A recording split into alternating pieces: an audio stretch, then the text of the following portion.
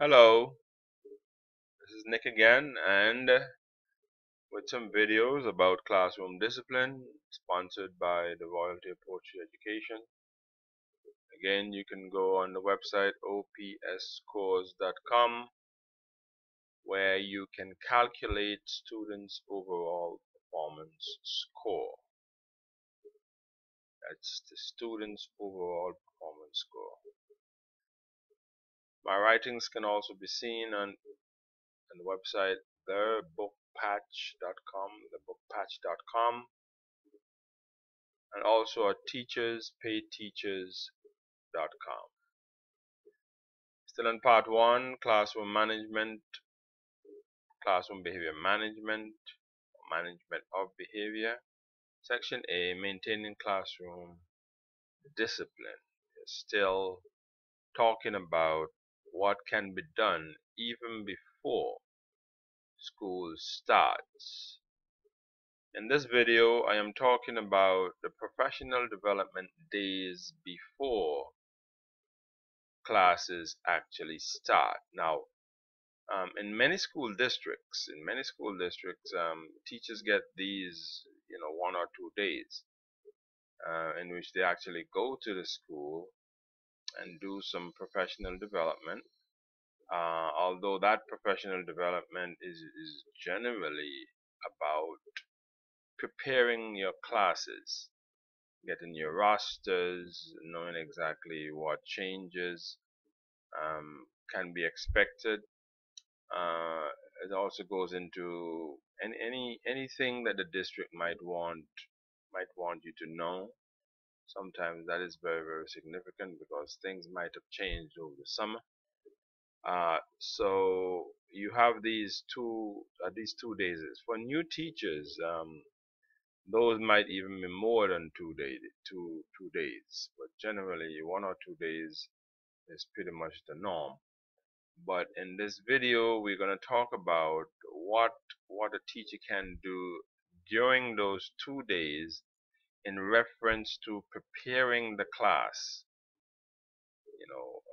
to reduce disruptive behavior, preparing the class to reduce disruptive behavior, which is what the last few videos have been focusing on. All right, so as I said, this is mainly for new teachers in the school district. They have PT days before the start of school. But as I mentioned before, the new teachers sometimes they get as many as 5 days. They have to report to professional development about 5 days before the school starts. But all teachers generally have to get there for at least 2 days before before classes begin. First of all, your administrators expect you to use this time to make your classroom ready for the students' arrival. Right? They should be arriving in a few days, and that's specifically what these are for. So the question is, what can you do during these days to decrease disruption in your classroom while you're teaching? All right. Number one, meet the administrators and teachers. You can begin to look at those administrators and those teachers. Now you get a chance to see, at least you get a chance to get closer to those individuals on whom you might have to depend when it comes to behavioral problems in the classroom. And this includes both the teachers and administrators. If it's a school that has clusters or teams, you want to get a little closer. Generally, they have a meeting in which the clusters or the teams meet. Now you begin to get a little closer to some teachers. This doesn't usually include the administrators. It usually includes only the teachers. So you get a closer view of who the teachers are. Many times in faculty meeting, there are many teachers who do not speak, so you really don't know much about them. But in a smaller group, such as in the teams and the clusters, you do get an opportunity to hear them speak. So, whatever impressions you get could give you a general idea as to whether or not these are teachers, in whom you want to confide, you want to trust, when you're beginning to have some behavioral problems in your classroom. All right. Number three, very important. You will need this. You will need this. You need to know who your adjacent neighbors are. Very, very important in those 2 days, because now you know what class, or the classroom to which you have been assigned. You would have known that, and you want to know that. You want to know, or who is to your left and who is to your right and who is in front of you, who is in the back of you sometimes. Um, because there are times when you might need to simply place a student in these classrooms, for temporarily, because there might be an emergency, or there might be a situation in which you really, at that particular moment, need to do things like that.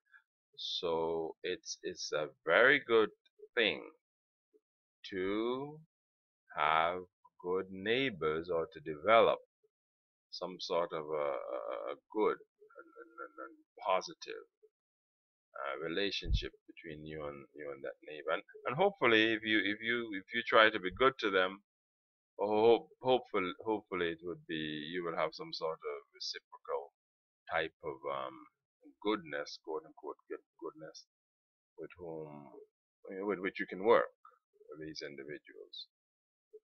Number four, spend as much time as possible arranging your classroom.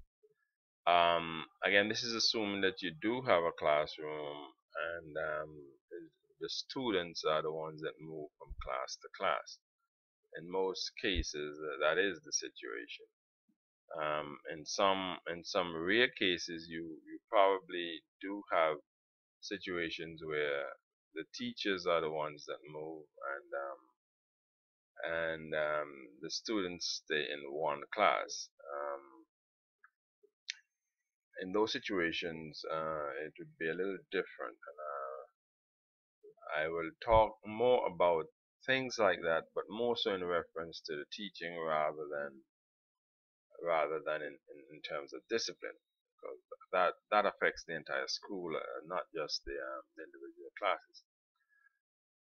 All right, but in terms of arrangement of the classroom, you need to pay attention to the following. Be prepared to change whatever position you might have created on those 2 days. Be prepared to change them. Don't be so rigid, because nothing really starts until those students get into the classroom.